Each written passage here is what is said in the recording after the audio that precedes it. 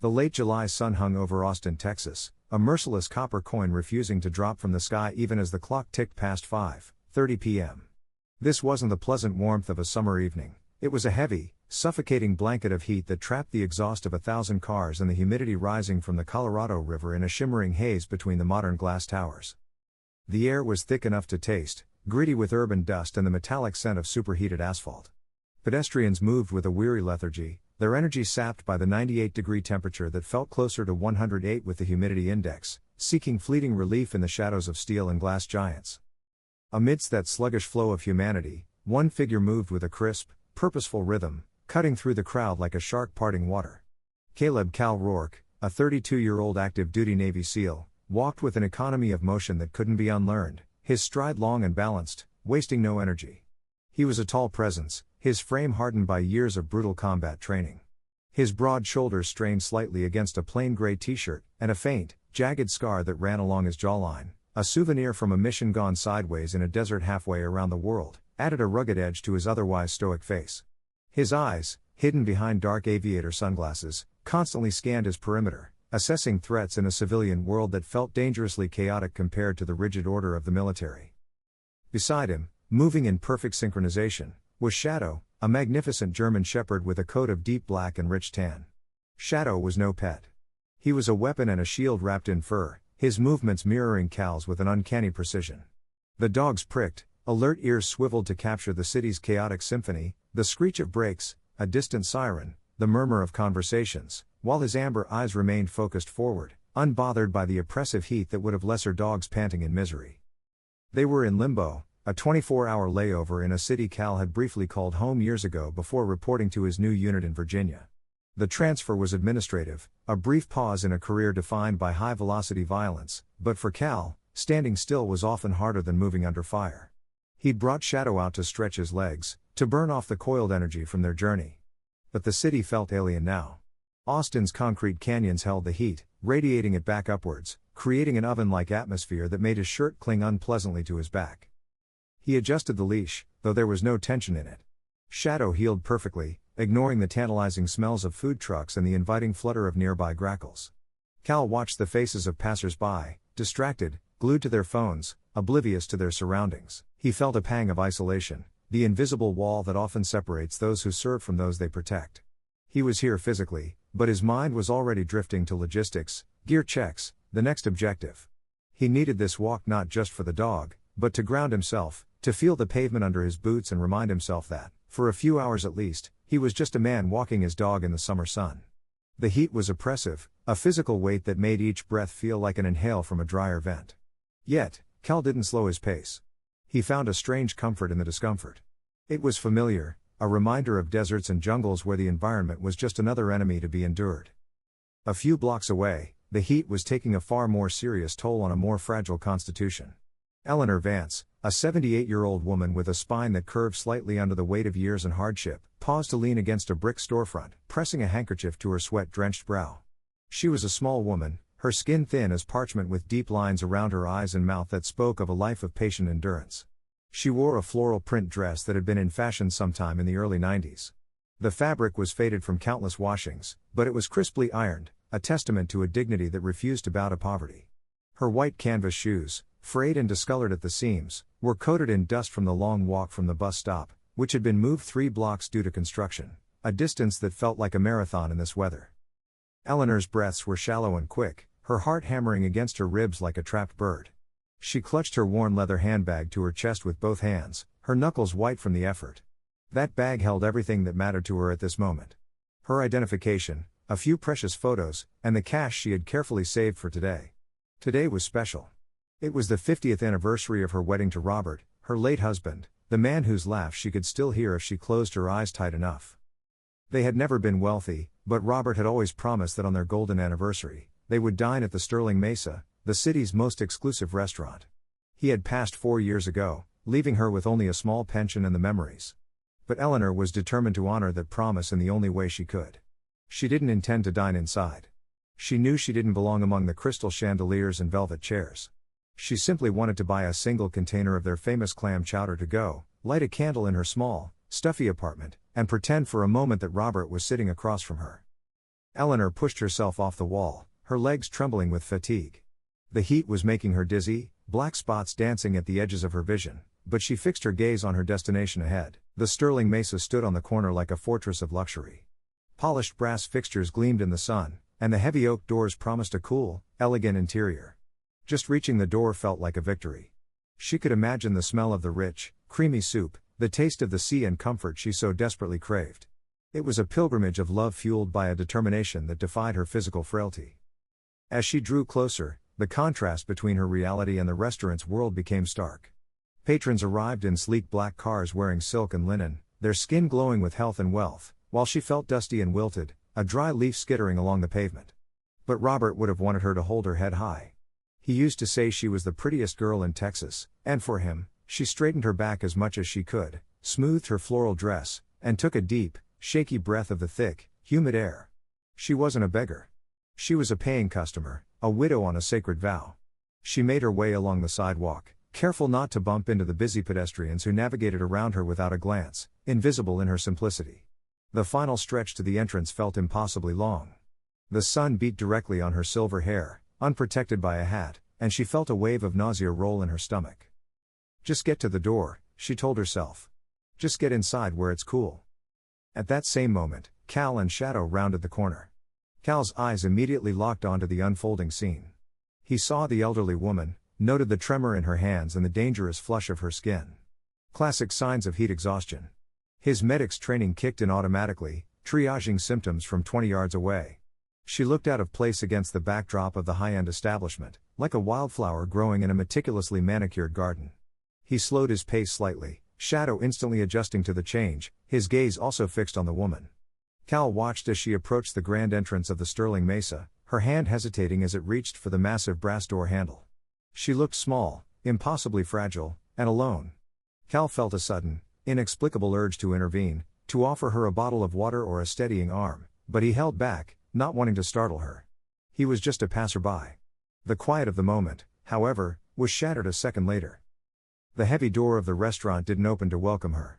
Instead, it swung outward with aggressive speed, forcing Eleanor to take a stumbling step back to avoid being hit. From the cool, dim interior emerged a man who was the very personification of shallow arrogance. Preston Avery, the restaurant's manager, stepped into the afternoon sun, squinting against the light. He was a man in his 40s who spent too much time and money on his appearance. Dressed in a tailored Italian waistcoat over a crisp white shirt, his hair was slicked back with enough product to withstand a hurricane. He had a narrow face with thin lips that were currently curled into a sneer of contempt. He didn't see a grandmother, a widow, or a human being suffering in the heat. He saw a problem. He saw a blemish on his perfect tableau. To Preston, Eleanor was a visual contamination, a shabby element that clashed with the Sterling Mesa's carefully curated aesthetic. He took in her frayed shoes, the outdated dress, and the sheen of sweat on her face, and his expression soured as if he'd just stepped in something foul. He didn't know her story, and he didn't care. All he knew was that the dinner rush was approaching. VIP guests, senators, celebrities, tech moguls, would be arriving any minute, and having a scruffy old woman loitering at the entrance was unacceptable. He planted himself squarely in the doorway, folding his arms across his chest, becoming a human barrier. The blast of cold air that escaped the restaurant washed over him, taunting Eleanor with relief. But Preston stood firm, blocking her entry to her sanctuary. He looked down at her with cold, dismissive eyes, radiating a hostility that hit Eleanor harder than the heat wave. The air between them crackled with tension, the city noise fading away as the confrontation began. Cal, witnessing this from across the street, felt his muscles tense. The casual walk was over. The soldier in him recognized a bully, and more importantly, he recognized a threat to someone who couldn't defend themselves. Shadow let out a low, guttural growl, sensing the shift in his handler's demeanor, as the stage was set for a collision of two very different worlds. The standoff at the entrance of the Sterling Mesa immediately escalated from a silent confrontation to a verbal assault that cut through the humid afternoon air like a serrated knife. Preston Avery, poised on the top step with the haughty posture of a gatekeeper to paradise, made no attempt to lower his voice. Instead, he spoke with a performative volume, intended not just for the old woman before him but for anyone within earshot, a declaration that standards were being upheld, that the riffraff was being kept at bay. "You need to leave, now," Preston commanded, his lips curling as he gestured vaguely toward the street as if shooing away a bad smell. "This establishment is not a soup kitchen, and it is certainly not a shelter for vagrants. We have a dress code, and we have standards, neither of which you meet.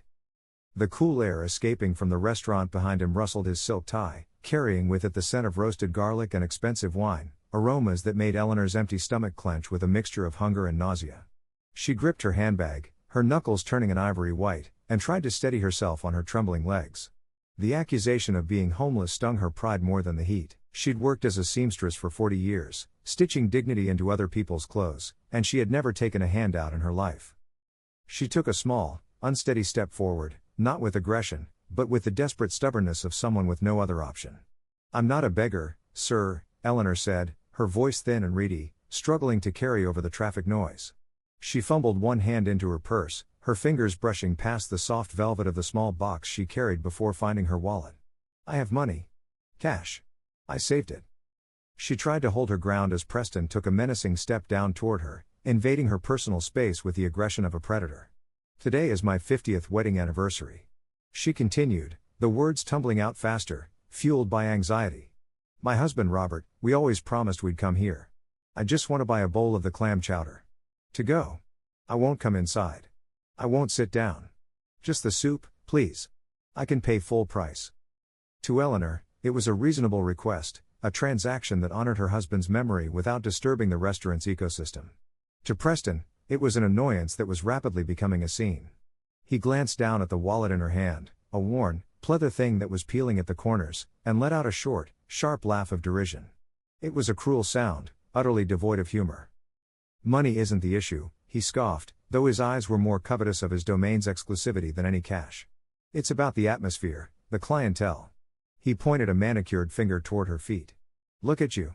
Look at those shoes. They're filthy. You're tracking city grime onto my limestone steps. Do you have any idea what it costs to maintain this entrance? People pay hundreds of dollars for a reservation here to get away from people like you, not be accosted by them at the door." Eleanor looked down at her white canvas shoes. They were indeed dusty, grayed from the long walk from the relocated bus stop and the construction debris on 4th Street.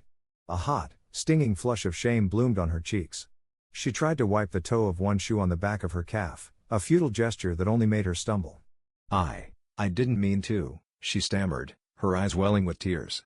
"The bus stop was so far. Please, sir, it's for Robert." Preston's patience had evaporated. He checked his watch, a heavy gold timepiece that cost more than Eleanor's yearly rent, and saw that his first VIP reservation, a state senator, was due in 10 minutes. He couldn't have this withered old woman weeping on his doorstep when the senator arrived. He decided to use physical intimidation to hasten her departure. He took another step down, looming over her, using his height and the slope of the stairs to make her feel infinitesimally small. He put his hands out, not yet to strike her, but to hurt her, to shove into her personal space aggressively. "I said go," he snarled, puffing his chest out. Eleanor, already dizzy from the heat and emotional stress, recoiled from his sudden movement, her heel catching on a crack in the pavement at the base of the stairs. She stumbled, her arms flailing for balance. As she pitched forward trying to right herself, the strap of her old leather purse with its heavy metal clasp swung out in a low arc. It happened in slow motion for Preston. The tarnished brass clasp of the handbag connected with his right foot. It scraped hard across the toe of his shoe, a pair of pristine, chestnut-colored, handmade Italian loafers he had polished to a mirror shine that very morning. The impact wasn't painful, but the sound of metal scoring leather was audible. Eleanor regained her balance, gasping, clutching the purse to her chest. "Oh, I'm so sorry," she panted, horrified. Preston froze. He looked down at his foot. There, marring the perfect, glossy surface of the chestnut leather, was a long, ugly gray scratch where the dust and brass had cut through the wax and into the hide. It was a blemish, an imperfection. For a man whose entire identity was built on superficial perfection, it was a catastrophe. Blood rushed to Preston's face, turning his complexion a blotchy, furious red. His eyes bulged slightly, the veneer of the sophisticated manager completely shattering to reveal the petty, vicious tyrant beneath. The scratch represented a lack of deference he could not abide.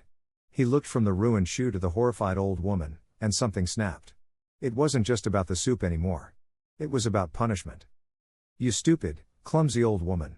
he shrieked, his voice cracking with rage. "Do you know what these are? Do you have any idea what you've just done?" He didn't wait for an answer. He turned and bellowed toward the entrance where two security guards, normally tasked with keeping paparazzi at bay, stood. Security, out here, now. Two men emerged from the shade of the awning, moving with the heavy-footed gait of hired muscle. The first, Hank, according to the nameplate on his tight black uniform, was a wall of flesh with a shaved head and eyes that looked perpetually bored, as if violence was just another chore, like taking out the trash. The second, Gus, was shorter but wider, with a thick neck and a naturally belligerent scowl. They weren't cops.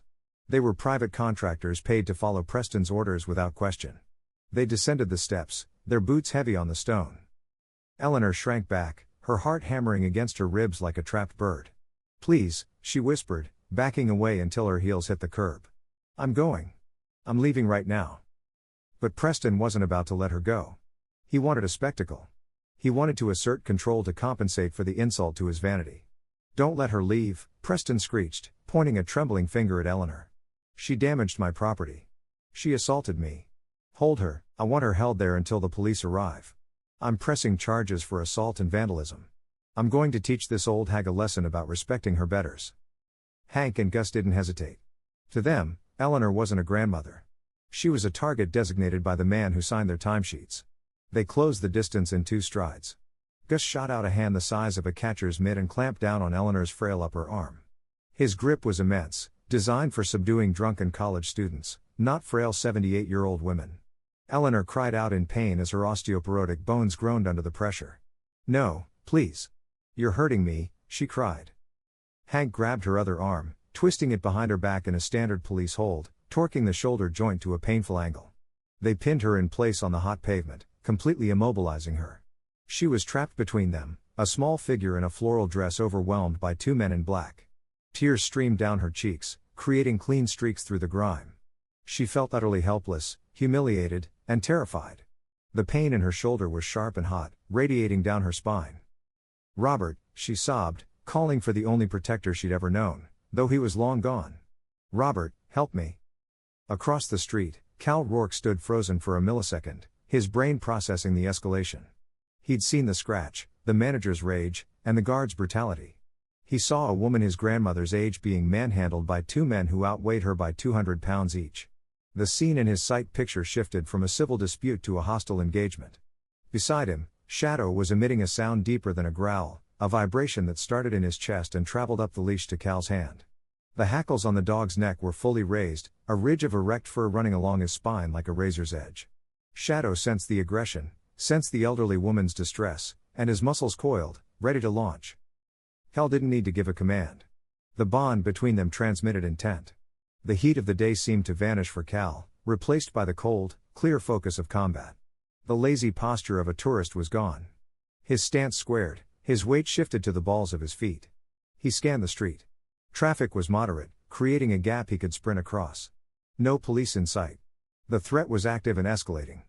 Preston Avery was screaming obscenities at the crying woman, gesturing at his shoe while the guards tightened their grip, forcing Eleanor to her knees on the scorching concrete. It was no longer a misunderstanding. It was cruelty. And Cal Rourke, Navy SEAL, had a very low tolerance for cruelty. He took one breath, the hot air filling his lungs, and prepared to cross the line.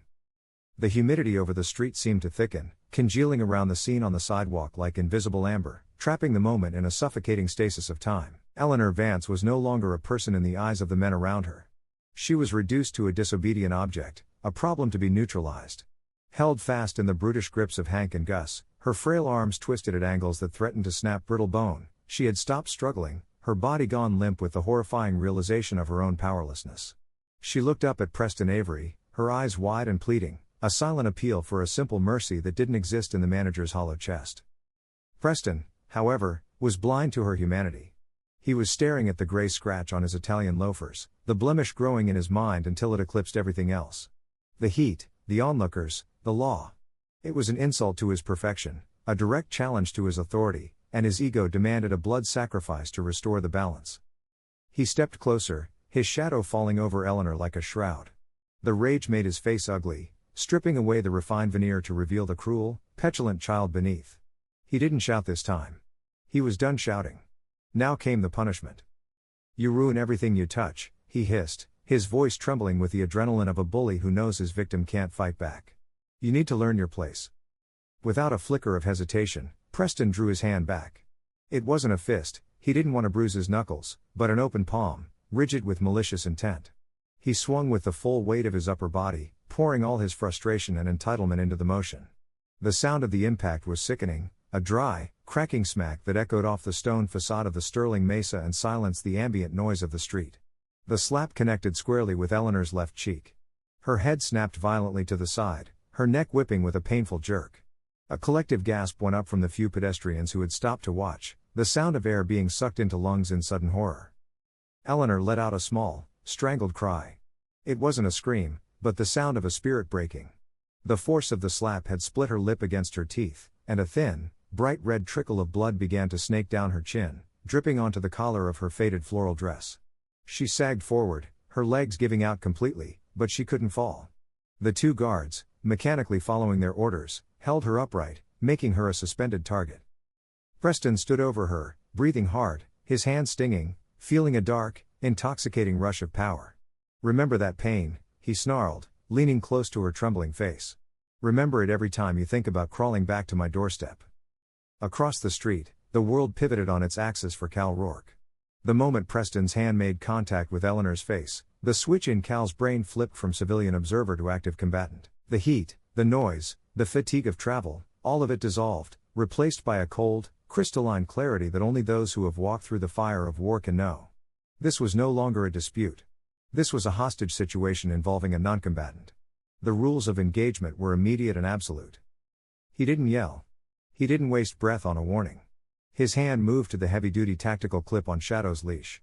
With a metallic click that sounded like a gunshot in the silence of his own focus, the leash dropped. Shadow, sensing the shift in his handler's biorhythms and witnessing the aggression, needed no verbal command. He knew the mission. His muscles bunched like steel springs beneath his black and tan coat, uncoiling in an explosion of kinetic energy. The German Shepherd launched himself from the curb, a blurred missile of righteous fury. He cleared the low concrete divider and the lane of traffic in 3 massive bounds, his claws scrabbling on the asphalt for traction. He didn't bark. True predators don't announce their attack until it's too late. His mouth opened only when he was airborne. A deep-throated, guttural roar tore from his throat, tapping into a primal fear buried deep in the human brain. Hank, the guard holding Eleanor's left arm, had just enough time to register the dark shape hurtling toward him. He turned his head, his bored expression shattering into panic, but physics was already in motion. Shadow hit him center mass with 85 pounds of muscle and momentum. The impact was like being hit with a cannonball. The air rushed out of Hank's lungs in a single whoosh. His grip on Eleanor was instantly broken as he was lifted off his feet and slammed backward onto the pavement. He slid for a yard, gasping for air that wouldn't come. Completely neutralized. Eleanor, suddenly released on one side, slumped to the ground, but Gus, the second guard, still had her right arm. Gus looked down at his partner, then at the snarling dog standing over him, and froze. His brain couldn't process the sudden violence. He reached for the baton on his belt, a fatal error in judgment. He never saw the second wave coming. Cal Rourke was only seconds behind his dog. He moved with a terrifying grace, crossing the street not in a frantic panic, but with the calculated, predatory speed of an apex hunter. He vaulted over the decorative planter box in front of the restaurant without breaking stride. Gus was fumbling at his belt when a shadow blotted out the sun. Cal didn't slow down. He stepped inside Gus's personal space, collapsing the guard's center of gravity. He didn't use a fist. He used the heel of his palm and the torque of his hips, delivering one precise, debilitating strike to Gus's floating ribs, just over the liver. It was a controlled, debilitating blow designed to neutralize, not kill. The pain, however, was blinding. Gus's eyes bulged, his mouth opened in a silent scream as his nervous system overloaded. His knees buckled instantly, and he collapsed in a heap, clutching his side, dry heaving. His grip on Eleanor was released, and she crumpled to the pavement, finally free but too shocked to move. Preston Avery was alone. The transition from tyrant to prey had taken less than 6 seconds. He looked at Hank, gasping on the concrete, Gus curled in a fetal position, and the enormous black dog standing guard over the fallen woman, teeth bared, a low rumble vibrating in its chest. Then he looked up and saw Cal. The man approaching him wasn't running anymore. He was walking, a slow, deliberate pace that was infinitely more terrifying than a sprint. Cal's face was a mask of stone, devoid of anger, devoid of pity. His eyes, visible now that he'd slipped off his sunglasses, were cold, hard chips of flint. Preston stumbled backward, his expensive shoes slipping on the stone steps. Stay back. He screeched, his voice an octave higher than normal. I'll call the police. You're assaulting me. He tried to retreat into the safety of his restaurant, but he wasn't fast enough. Cal shot out one hand. He grabbed the lapels of Preston's silk waistcoat, balling the expensive fabric in a fist that felt like iron. With a grunt of effort that spoke more of disgust than exertion, Cal lifted Preston off the ground. The manager's toes scraped uselessly at the stone as he was hoisted into the air. Cal didn't stop there. He drove Preston backward, slamming him against the thick plate glass window of the restaurant's facade. The glass shuddered with a heavy, resonant thud, vibrating but holding. Preston gasped, the air forced from his lungs, his feet dangling inches off the ground. He looked into Cal's eyes and saw his own reflection, a small, terrified man whose suit offered no protection at all. Cal leaned in, his face inches from Preston's. He could smell the expensive cologne masking a pungent reek of sweat. The ensuing silence was heavy, broken only by Eleanor's ragged sobs and Shadow's low growl. You ordered a woman held, Cal said, his voice a low, gravelly thing that seemed to come from the earth itself. It wasn't a question, it was an indictment. He tightened his grip, pulling Preston slightly away from the glass before slamming him back for emphasis. A controlled impact that rattled Preston to his teeth.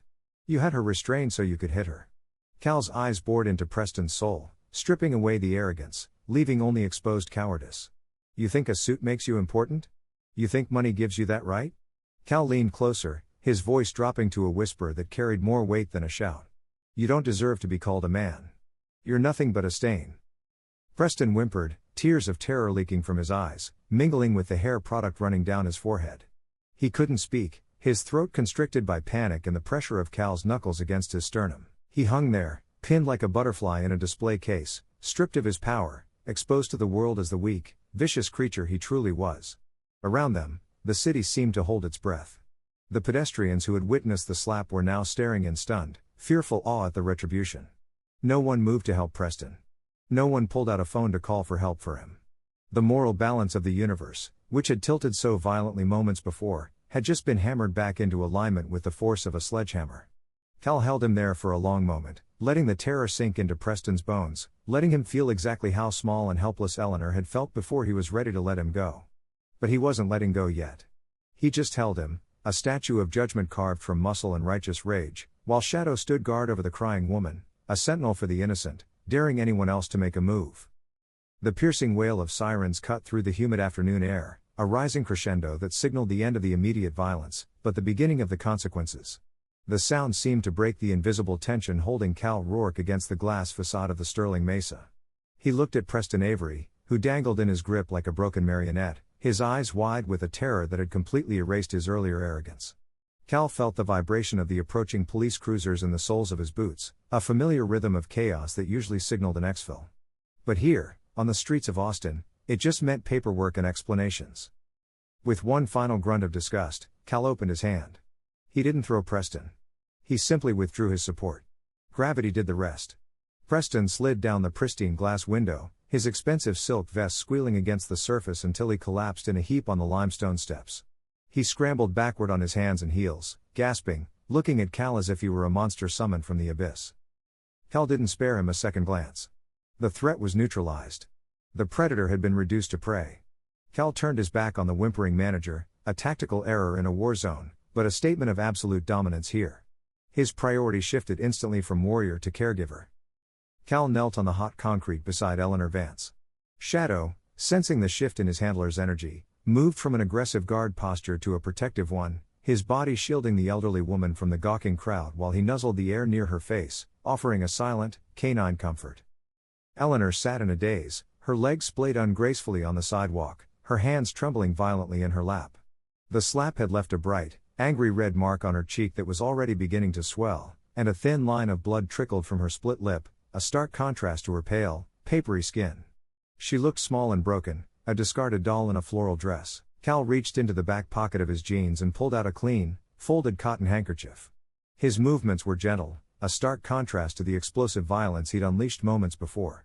"Ma'am," he said softly, his voice low and steady, designed to soothe. "Look at me. You're safe now." Eleanor blinked, her eyes slowly focusing on the huge man kneeling before her.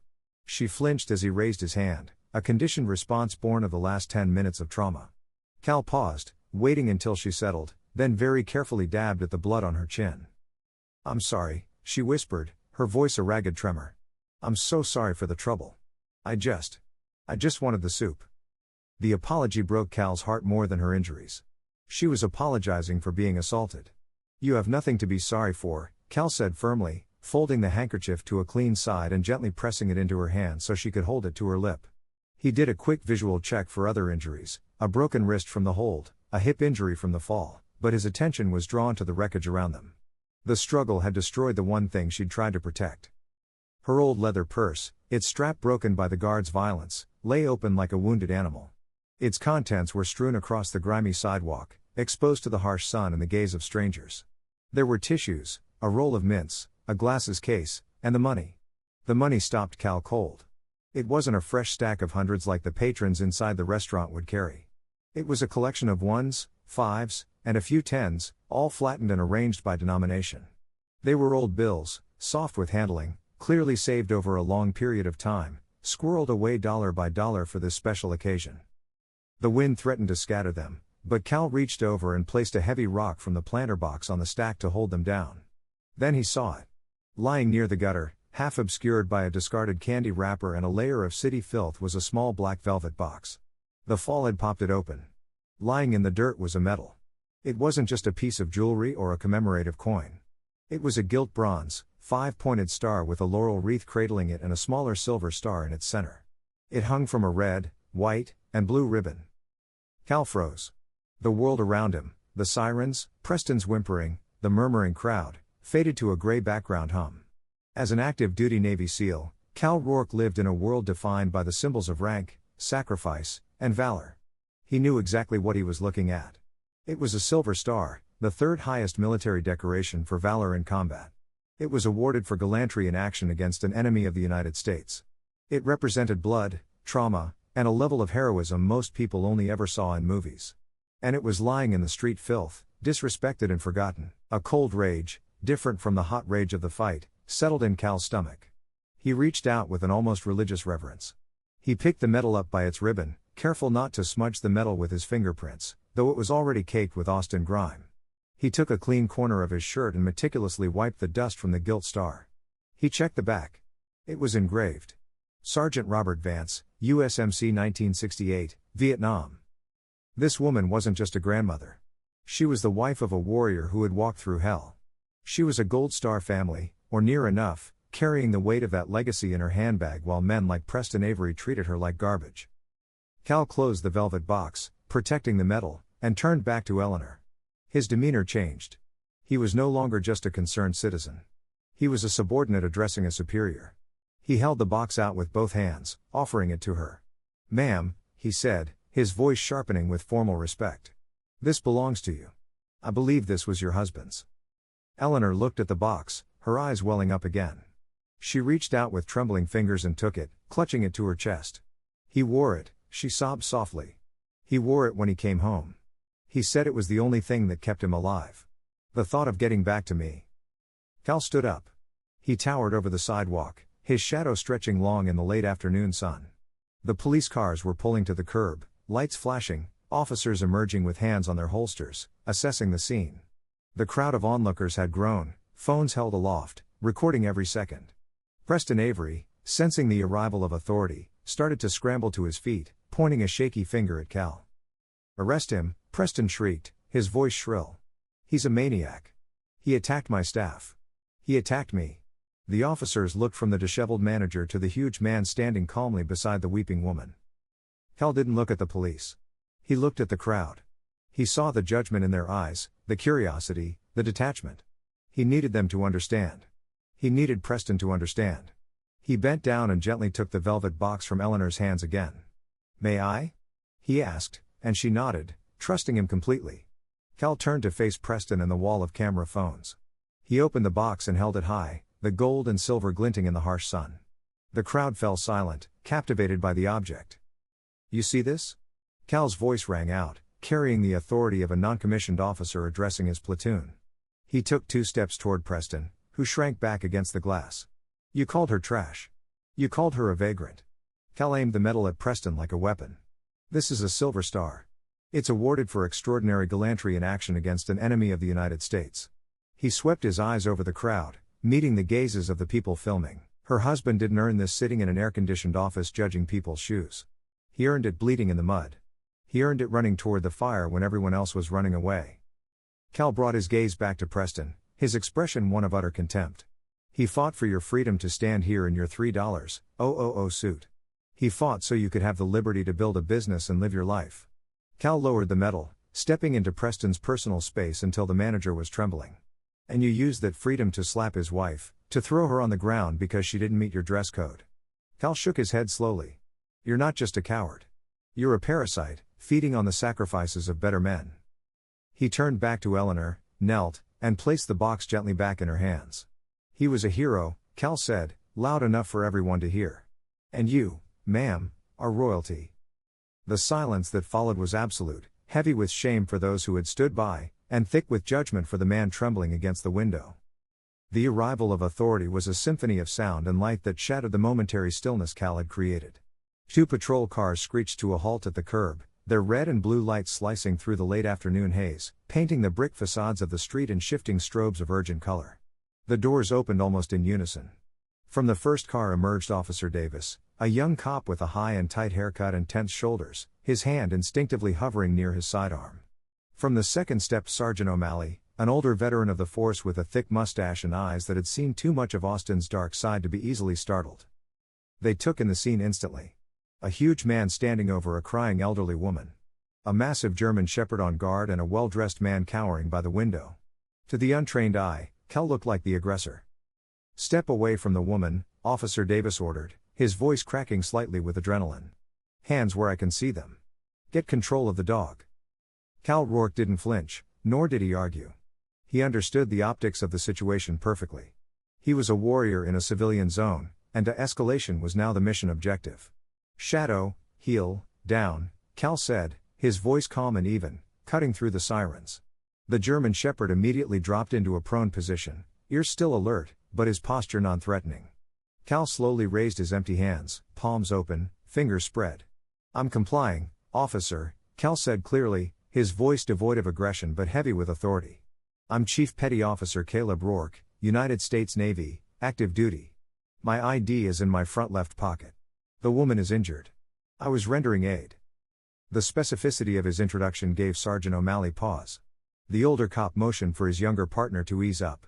He recognized that bearing. It wasn't the posture of a street brawler, but the disciplined stance of a professional. Just as the police began securing the perimeter, a sleek black Lincoln Town car pulled up directly behind the patrol cars. The back door opened before the car had fully stopped. Marcus Thorne stepped onto the hot pavement. Frank was a man who commanded attention without asking for it. In his late 60s, he stood with a ramrod straight spine that betrayed a past as a Marine Corps officer. He had a full head of steel gray hair and a face weathered by sun and discipline. And he wore a perfectly tailored charcoal suit, but he wore it with a hard-won ease. He was the owner of the Sterling Mesa and a legend in the local hospitality scene, known for running his establishments with military precision and old-school honor. He swept his gaze over the scene, the cops, the crowd, the crying woman, and his manager cowering by the door, and his jaw tightened into a line of granite. He walked past the police tape that was being strung up, his presence so commanding that Officer Davis didn't think to stop him. Mr. Thorne, Marcus. Preston Avery cried out, seeing his savior. He scrambled up from the ground, smoothing his ruined suit, his face a mask of desperate victimhood. Thank God you're here. It's been a nightmare. This lunatic, he pointed a trembling finger at Cal. He attacked me. He brought a vicious dog and assaulted me. And that woman, she was harassing customers, refusing to leave. I tried to escort her from the property and he just attacked me. Preston's voice was shrill, frantic, spinning a web of lies he hoped would hold long enough to save him. You have to press charges, Marcus. He damaged the window. He ruined the entrance. Marcus Thorne didn't look at Preston. He looked at Cal, who was standing at ease now that the police had checked his ID. He looked at the silver star being clutched in Eleanor's hand. Then he looked at Eleanor herself, saw the blood on her chin and the bruise forming on her cheek. Frank's eyes narrowed. Chief, Marcus said, nodding to Cal. Is that how it happened? No, sir, Cal replied, recognizing a fellow serviceman. Unequivocally, the manager assaulted the woman. He ordered his security to restrain her and then he struck her in the face while she was neutralized. I intervened to neutralize the threat. Liar! Preston shrieked. He's lying. Who are you going to believe, Marcus? Your manager or some drifter? We can clear this up right now. A deep baritone voice cut in. A couple who had been standing near the valet had stepped forward. They were the Conways, James, and Eleanor. They were regulars at the Sterling Mesa, high-powered defense attorneys known for their courtroom ruthlessness and impeccable taste. James Conway adjusted his rimless glasses, his expression one of utter disgust as he looked at Preston. Mr. Thorne, James said smoothly, my wife and I witnessed the entire incident from the doorway as we were leaving. The serviceman is telling the truth. Your manager ordered his guards, who seemed to have vanished, by the way, to pin that elderly woman down. And then, James paused, letting the weight of the accusation hang in the humid air, we watched Mr. Avery slap her across the face. It was unprovoked and barbaric. Preston's face went white. He opened his mouth to protest, but Eleanor Conway held up her phone. And if my husband's word isn't enough, she added, her voice like ice, the jewelry store across the street has a 4K security camera pointed directly at your entrance. I've already spoken to the owner, Mr. Chen. He's pulling the footage for the police right now. On cue, a small Asian man in a jeweler's vest ran across the street holding a tablet computer aloft. I got it. Mr. Chen yelled. I got the video. Sergeant O'Malley took the tablet and Marcus Thorne stepped close to look over the officer's shoulder. The video played in high definition. The silence on the street was absolute as the small screen replayed the crime. They watched Eleanor stumble. They watched the scratch on the shoe. They saw Preston's rage. They saw the guards grab her frail arms. And then they saw the slap. It was brutal and unmistakable. The snap of Eleanor's head, the force of the blow, the woman's absolute helplessness. Marcus Thorne watched it twice. The first time he watched the events. The second time he watched Preston's face on the video, the sneer, the cruelty, the relish of power. Frank handed the tablet back to the officer. His face had turned a dark, dangerous shade of red, the veins in his neck standing out above his collar. He slowly turned to face Preston. The temperature on the street seemed to drop 10 degrees. Preston was backing away, his hands raised in a pathetic gesture of surrender. Marcus, listen. It was the heat of the moment. She ruined my shoes. I was protecting the brand. Marcus closed the distance in 2 long strides. He didn't hit Preston. He was too disciplined for that. Instead, he shot out a hand that still had the grip strength of a Marine and grabbed the golden nameplate pinned to Preston's lapel. The plate read Preston Avery, General Manager. With a single violent jerk, Marcus ripped the nameplate off. The fabric of the expensive suit tore with a loud rip, leaving a ragged hole in the silk. Marcus threw the nameplate to the ground, into the gutter where it belonged. You're done, Marcus said, his voice low and trembling with contained fury. You're fired, effective immediately. You are trespassed from this property and you are banned from any establishment I own in this city. Preston sputtered, tears once again streaming down his face. But my job. You don't have a job. Marcus roared, the volume of his voice finally matching his rage. You committed felony assault on a senior citizen on my doorstep. You have disgraced this business. You have disgraced yourself. Marcus turned to Sergeant O'Malley. Sergeant, I want to press charges for trespassing, and I will personally fund the legal team to assist this lady in her suit for assault and battery. I want him off my sidewalk now. The crowd, which had grown to dozens, erupted in spontaneous applause. It started as a slow clap from the back, but then grew into a roar of approval. Sergeant O'Malley nodded, a grim smile hidden beneath his mustache. My pleasure, Mr. Thorne. He pulled the handcuffs from his belt and spun Preston around. Preston Avery, you're under arrest. As the metal cuffs clicked around Preston's wrists, the ex-manager collapsed into a sobbing mess, his ego and his future shattered. The police led him toward the patrol car, his head bowed, walking past the very woman he had brutalized. Eleanor didn't look at him with hate. She looked at him with pity, clutching her silver star. The applause grew louder as Preston was pushed into the back of the police car, the door slamming shut on his career and his freedom. Justice, swift and public, had been served on the hot sidewalks of Austin. The applause from the street had faded into a respectful silence as the patrol car carrying Preston Avery disappeared around the corner, taking his toxic influence with it. On the sidewalk, the atmosphere shifted from that of a crime scene to something more akin to a solemn ceremony. Marcus Thorne, owner of the Sterling Mesa, didn't hurry back into the air-conditioned comfort of his restaurant. Instead, this titan of Austin hospitality, a man who dined with mayors and industry leaders, slowly lowered one knee to the dusty concrete. He ignored the grime that settled on his charcoal trousers, his focus entirely on the frail woman who now sat on a bench where Cal had helped her. Marcus looked Eleanor Vance in the eye, his face stripped of all corporate artifice, showing only the raw sincerity of a fellow human being. "Mrs. Vance," Marcus began, his voice low and even, echoing the gravity of a commander speaking to the family of a fallen soldier. "On behalf of this establishment, and on behalf of every decent person who wears a suit in this city, I offer you my deepest, most humble apology. What happened to you today was a failure of leadership and a failure of humanity. It will never happen again." Eleanor, still clutching the velvet box with the silver star, looked at him with wide, tear-filled eyes. She was not used to such deference from powerful men. She tried to speak, to brush it all off as she had been conditioned to do, but the lump in her throat was too big. Marcus didn't wait for her to forgive him. He stood and offered his hand, not to help her up, Cal had already done that, but to welcome her. "Please," he said, "come inside, not as a customer, but as my guest of honor. We have a table waiting for you." Eleanor hesitated, looking down at her floral dress, now marred with a drop of blood on the collar, and her dusty canvas shoes. "I'm not dressed right," she whispered, the shame Preston had instilled in her still lingering like a bruise. "Look at me. I'm a mess." Cal stepped in then, his presence beside her a solid wall of reassurance. He straightened her collar and looked at her with a gentle smile that softened his scarred face. "Ma'am," he said softly, "you are wearing the dignity of a Gold Star wife. In that room, you'll be the best dressed person at the table. Trust me." With Cal on her left and Marcus leading the way, Eleanor finally nodded. They moved toward the heavy oak doors, which were now held wide by two young hostesses who looked at Eleanor not with judgment, but with something approaching awe. Crossing the threshold of the Sterling Mesa was like entering another world.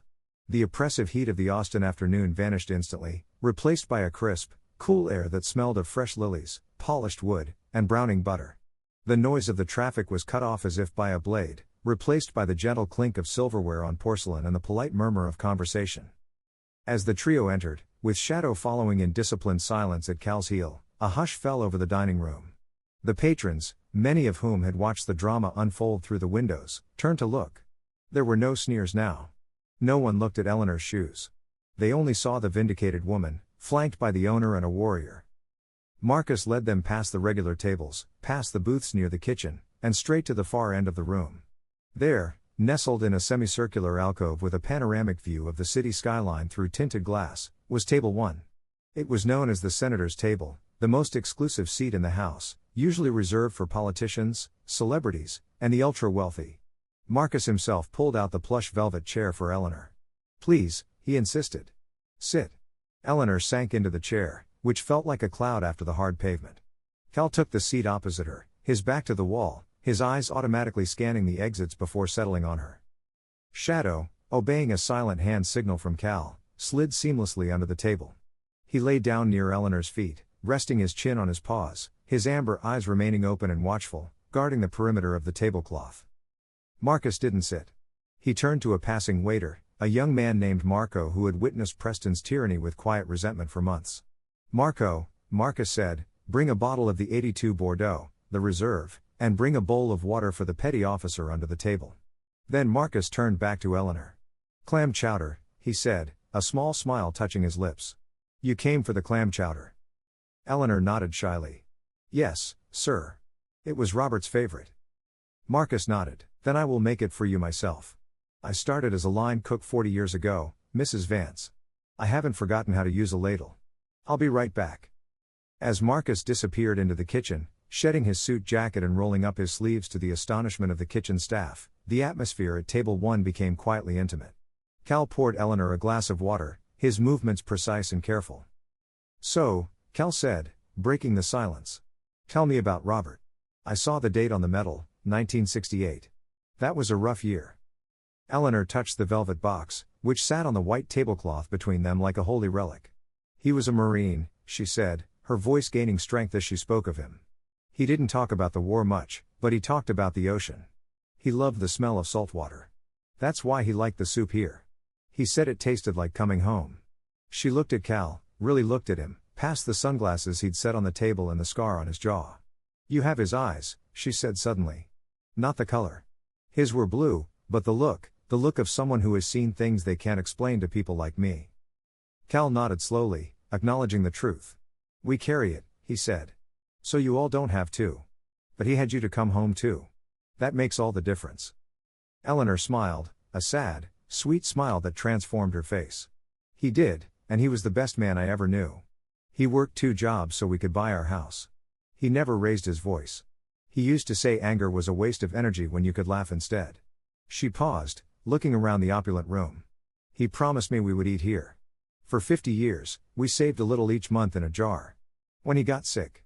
She stopped, taking a breath. When he got sick, we used the money for the doctors, but I started saving again after he passed. Dollar by dollar, I just wanted to keep the promise. Under the table, a hand appeared. It was a waiter, silently sliding a porcelain bowl of water toward Shadow. But he didn't stop there. On a small bread plate, he placed a perfect piece of filet mignon, seared rare, and cut into bite-sized pieces. It was a peace offering from the staff, a tribute to the dog who had done what they were too afraid to do. Shadow sniffed the meat, looked up at Cal for permission. Cal gave an almost imperceptible nod. The dog ate silently with the dignity of a creature who knew he had earned his meal, his tail giving a single, gentle thump against the carpet. 20 minutes later, Marcus returned. He was wearing a white chef's apron over his shirt and tie. In his hands, he carried a large steaming tureen and 2 bowls. The aroma reached Eleanor first, a rich, creamy scent of fresh cream, thyme, bacon, and sweet clams. It was the smell of comfort. Marcus ladled the soup into her bowl himself, garnishing it with fresh parsley and a drizzle of truffle oil. Please, Marcus said, let me know if it meets Robert's standards. Eleanor picked up her spoon. Her hand still trembled slightly, but she managed to bring the soup to her lips. She took a sip. The flavors exploded in her mouth, rich, savory, fragrant, and warm. It tasted of love. It tasted of memory. It tasted of the promise Robert had made to her when they were young, and the world was full of possibility. She set the spoon down. The tears didn't just well up this time. They flowed freely, washing the grime and blood from her face. She put a hand to her mouth to stifle a sob. Is it bad? Marcus asked, concerned. No, Eleanor managed to say, shaking her head. It's perfect. It's exactly how he described it. It's just. She looked up at Cal, then at Marcus. Thank you, not for the soup, but for seeing me. She gestured to the room, to the people eating, to the city beyond the window. For so long, I have walked through this city and felt like a ghost. People look right through me. They see an old lady in old clothes, and they look right past me as if I'm not there. Today, Preston looked at me and saw garbage. But you, she looked directly at Cal, you saw me. You saw Robert's wife. You stopped. You fought for me. The raw vulnerability in her voice silenced the table. Cal felt a lump form in his own throat, a rare crack in his armor. He reached across the crisp white tablecloth and took Eleanor's wrinkled, work-worn hand in his own big, calloused one. His grip was gentle, anchoring her to the moment, to the reality of her worth. Mrs. Vance, Cal said, his voice thick with emotion. You are not invisible. You never were. You are the reason men like Robert and I do what we do. You are the home we dream of coming back to. He squeezed her hand. And I promise you this. You will never be alone again. Not while I'm breathing. Not while this city stands. You have a new platoon now. Marcus Thorne nodded in agreement, pouring the wine. To Robert, Marcus said, raising his glass. And to Eleanor, the Queen of Austin. They clinked glasses, the crystal ringing like a bell. Eleanor smiled through her tears, one hand clutching the silver star and the other holding fast to Cal's. Outside, the sun began to set, casting a golden glow over the city. But inside, the warmth came not from the light, but from the table where 3 strangers and a dog had become a family. The ride from the Sterling Mesa to Eleanor's apartment was a quiet one. The silence wasn't fraught with tension, but the comfortable exhaustion that follows a great emotional release. Marcus Thorne had insisted on having his private driver take them, a final gesture of hospitality that Eleanor accepted with a blushing humility.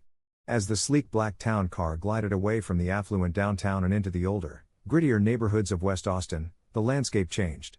Glass skyscrapers gave way to brick tenements and faded storefronts, the streets grew narrower and the shadows longer. When the car pulled to the curb at the address Eleanor provided, Cal's heart sank slightly. It was a 4-story brick building that had seen better decades, perhaps a better century. The mortar was crumbling in places, and the heat of the day seemed to radiate from the dark bricks as a physical force. Eleanor thanked the driver profusely and allowed Cal to escort her to the front door. Shadow heeled at her side, guiding her as if he'd been doing it for years. The lobby smelled of old mail and floor wax and was stiflingly hot. "It's on the top floor," Eleanor said apologetically, pressing the elevator button. Nothing happened. "Oh, dear, it must be broken again." Cal didn't hesitate. "No problem, ma'am. We'll take it slow." They climbed the 3 flights of stairs, the air growing hotter and heavier with each step. By the time they reached her door, Eleanor was out of breath, leaning heavily on the railing. When Eleanor turned the lock and pushed the door open, a wave of heat rolled out into the hallway that was even hotter than the air outside. It hit Cal in the face like a blast from an open oven. He stepped inside, his forehead immediately damp with sweat. The apartment was tiny, a studio with a kitchenette, and it was immaculately clean. Lace doilies covered the worn arms of a single armchair, and black and white photos of a young, smiling Robert stood guard on the mantelpiece. But the temperature was dangerous. It had to be over 95 degrees inside. Cal's eyes scanned the room and immediately saw the culprit. A decrepit, yellowed window air conditioning unit sat silent and dead in the only window, a small drip pan beneath it, bone dry. The window itself was a heavy sash type that looked as if it had been painted shut layers ago. "It broke 2 days ago," Eleanor admitted, seeing Cal looking at the unit. She set her purse on the small table, looking embarrassed. "I tried to open the window to get a cross breeze, but the frame is warped. I can't budge it. That's why I went out today. I couldn't breathe in here anymore." Cal went to the window and tried to lift it. It was stuck fast, the wood swollen with humidity and sealed with decades of cheap paint. He checked the AC unit. The cord was frayed, the compressor silent. It was a write-off. He looked back at Eleanor, who was fanning herself with a piece of mail, her face flushed. This wasn't just uncomfortable for a woman her age. This environment was a death trap. Heat stroke could set in within hours during sleep. Cal checked his watch. It was nearly 8 p.m. His flight to Virginia left at 5 a.m. the next morning. He had no tools, no parts, and no time to make the major repairs this apartment needed. He couldn't leave her here like this, but he couldn't stay to fix it. He needed reinforcements. He needed a team. "Ma'am, please sit down and have some water," Cal instructed gently. "I need to step out onto the fire escape for a moment." "Shadow, stay." He opened the back door, which led to a small metal landing. The air outside was marginally cooler, but not by much. Cal pulled out his phone. He didn't search for a repairman or a contractor. He looked for the local VFW, the Veterans of Foreign Wars. He found the number for post 492, located just a few miles away. He hit dial, praying someone was manning the bar on a Tuesday night. It rang 4 times before a gravelly voice answered. "VFW Post 492. Commander Miller speaking." Cal wasted no time on pleasantries. He switched into command voice, the one he used to coordinate airstrikes or extraction teams. "Commander, this is Chief Petty Officer Caleb Rourke, Navy SEAL, active duty. I have a situation requiring immediate logistical support. I am at a residence on West 4th Street. I have the widow of a Silver Star recipient, a Vietnam Marine veteran, living in critical conditions. HVAC is down, temps are critical. I deploy at 0500 and cannot secure the location. I need a response team. Over." There was a pause on the other end of the line. It was a 3-second silence, heavy and judgmental. Then the gravel left Miller's voice, replaced by the sharp edge of a man recognizing a call to arms. "You say Silver Star, son?" "Affirmative," Cal replied. "Sergeant Robert Vance, USMC. His wife is 78 years old, currently in an apartment that's damn near 95 degrees. He heard the scrape of a chair and the jangle of keys on the other end. You hold tight, Chief. We're on our way. Give me the address." Cal gave the address. "ETA? We're moving now. Give us 90 minutes. We gotta stop for supplies. Don't you let her fall asleep in that heat." The line went dead. Cal breathed out, looking over the darkening city. He'd called in the cavalry. He went back inside, wet a washcloth with cool water from the tap, and placed it on Eleanor's neck. "Help is coming, Eleanor," he said. "We just have to hold on a little longer." They sat together in the dim light, Cal telling her stories about Shadow's training to keep her mind off the oppressive air. All the while Shadow lay panting on the linoleum, his eyes fixed on the door, waiting. 85 minutes later, the apartment buzzer rang. Cal went to the intercom. "Rourke." A crackly voice came back. "Miller. Open up." Cal hit the button and opened the apartment door. The sound of heavy boots echoed up the stairs, accompanied by the clang of metal and voices. A moment later, the landing was full of people. Leading the charge was Jim "Gunny" Miller, the VFW post commander. He was a man built like a whiskey barrel, short and solid, wearing a vest covered in patches and a VFW cap pulled low over eyes that disappeared into wrinkles when he squinted. He carried a heavy red toolbox in one hand and a clipboard in the other, moving with a surprising energy for a man in his 70s. Behind him was a younger woman, Sarah, tall and fit with her hair in a messy bun, wearing a VFW volunteer t-shirt. She was carrying a large bag of groceries. Bringing up the rear were two younger men, clearly reservists or veterans on leave, carrying a large, heavy box between them, a brand new, high-capacity portable air conditioner. "Chief Rourke," Gunny grunted at Cal, shaking his hand with a vice-like grip. "Report." Cal gestured into the room. "Mrs. Vance is stable but overheated. Window unit is shot. Window is jammed. She needs cooling and hydration, stat." Gunny looked at Eleanor, who was staring at the crowd in her tiny apartment with wide, bewildered eyes. Gunny took off his cap, revealing a bald, sweating head, and approached her with a gentleness that belied his gruff exterior. "Mrs. Vance, I'm Jim Miller. This soldier tells us your Robert was one of us." Eleanor nodded mutely. "Well then, ma'am," Gunny smiled, "that makes you one of us. And we don't leave our own behind." He turned to his crew and barked orders. "Sarah, get those groceries in the fridge. Get her some cold electrolytes. You two, get that portable AC installed. Vent it through the window sash. Seal it with the foam kit. I want this room at 70 degrees in 20 minutes. Move." The room exploded in organized chaos. The two younger men tore open the AC box with practiced efficiency.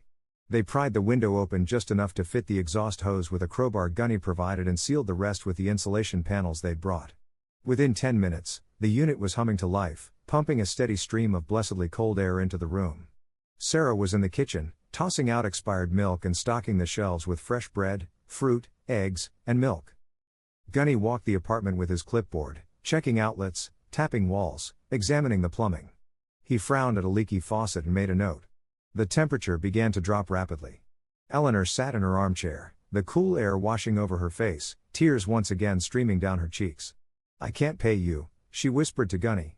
"I don't have money for a new machine." Gunny stopped writing and looked at her over his reading glasses. "Mrs. Vance, your husband paid this membership due a long time ago in a rice paddy half a world away. You don't owe us a dime. This machine is on loan from the post. Until we fix your central air." "Fix it?" Eleanor asked. Gunny nodded.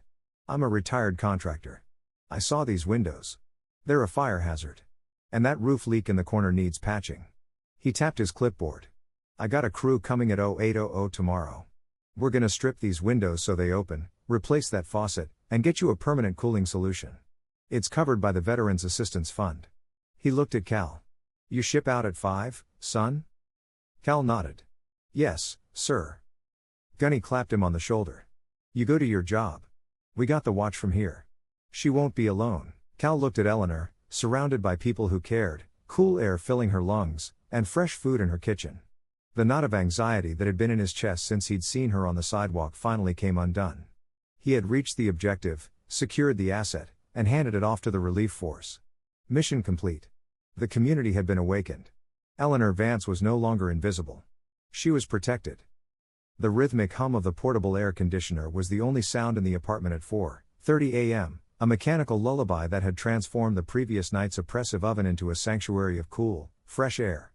Cal Rourke stood before the small, cracked mirror in the hallway, adjusting his tie with the muscle memory born of a decade of service. He wasn't in his civilian camouflage of jeans and a t-shirt today. He was in his navy dress blues, the dark blue fabric immaculate and lint-free, the gold buttons gleaming under the dim hallway light. He adjusted his white combination cover, ensuring it sat square and level, the brim cutting a sharp line across his forehead. He wasn't wearing this uniform for a commanding officer or a parade. He was wearing it for Eleanor. It was a mark of respect, a visual statement that the woman sleeping in the next room was a dignitary of the highest order. Shadow sat by the door, his black and tan coat brushed to a sheen, wearing his tactical vest but with a relaxed posture. The dog sensed the departure, the familiar pre-travel routine, but he also sensed the change in the air. The tension of the heat wave was broken. Eleanor Vance emerged from the kitchenette, holding a travel mug of coffee she had insisted on making despite the early hour. She looked like a different woman from the frail, heat-exhausted figure Cal had rescued from the sidewalk yesterday. The dark circles under her eyes had faded. Her skin had regained a healthier, more hydrated color, and she moved without the weak tremor that had plagued her. The cool air had allowed her to sleep deeply for the first time in weeks. She wore a neat housecoat, her hair combed and pinned back. She stopped short when she saw Cal in his full uniform, her eyes widening. She took in the ribbons on his chest, the stripes on his sleeve, the commanding presence of the man. For a moment, she didn't see Cal. She saw the ghost of another man who had once stood just as tall in a uniform, ready to leave her for duties she couldn't fully comprehend. You look very handsome, Caleb," she said softly, offering him the coffee. Robert always said the dress blues were the sharpest. Cal took the mug with a grateful nod. "Thank you, ma'am. Wanted to leave properly." A soft knock at the door signaled it was time. Cal opened it to find Jim Gunny Miller, the VFW commander.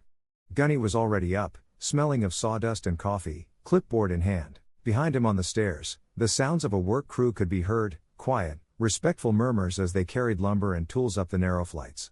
They were starting early to beat the heat. Gunny looked Cal up and down, his eyes lingering on the ribbons, and gave a sharp, approving nod. "Sharp, Chief," Gunny grumbled. "Cars downstairs. My boys are already stripping the window frames in the hall. We'll have the roof patched by noon and new windows in by tomorrow." Gunny looked past Cal to Eleanor. "Mrs. Vance, Sarah will be here at 0800 with breakfast. You don't lift a finger today. You hear me?" Eleanor smiled. A bright, genuine smile that took 10 years off her face. "I hear you, Mr. Miller. You're all too good to an old woman." "Not good," Gunny corrected gently. "Just doing our duty." He turned to Cal. "I'll get your bag. You say your goodbyes."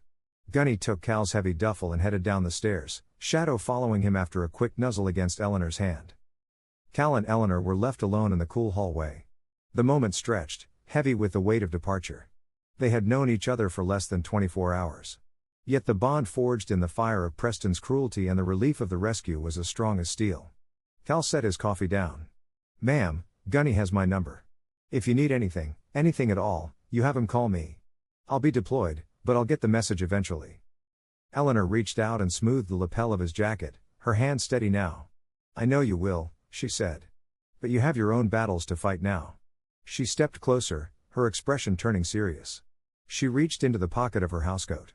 Cal expected her to pull out the velvet box, perhaps to show him the medal one last time. But the silver star was safe in her room, where it belonged. Instead, she withdrew a silver chain. Hanging from it was a simple, tarnished silver cross. It wasn't pristine jeweler's work. The edges were worn smooth.